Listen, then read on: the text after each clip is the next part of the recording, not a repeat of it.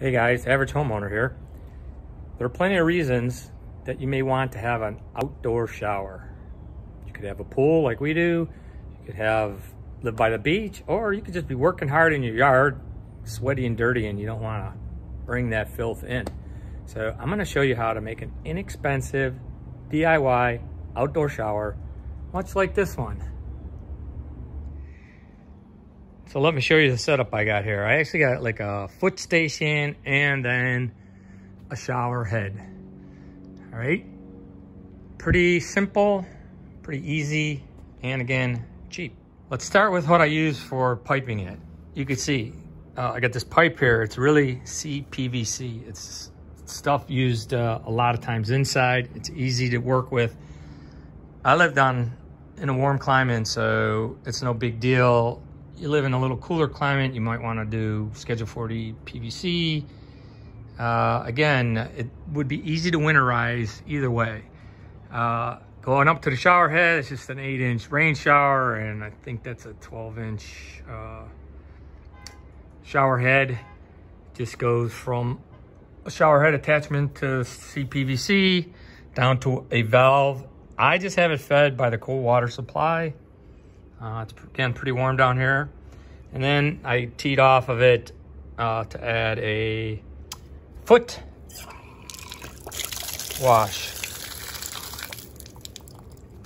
Okay, I think I got about $100 in everything here. Probably less than $100. So I'm gonna talk about the drain. You notice the drain here?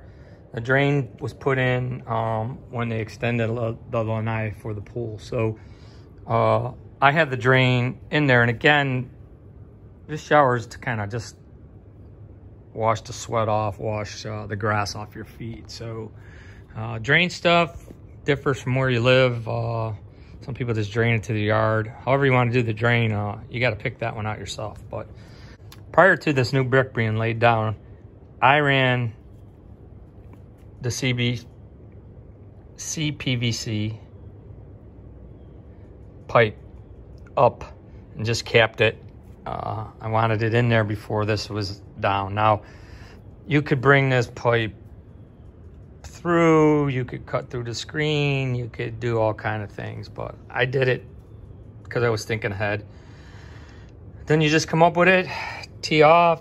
This is just a shark bite fitting. The regular hose clamp. I could put a hose on there too if I want.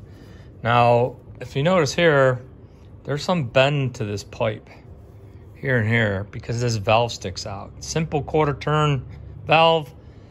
A neat trick here, instead of buying all these fittings, is you just heat it up. I heated it up with a heat gun. A heat gun's just a, hair dryer on steroids. You could probably use a hair dryer.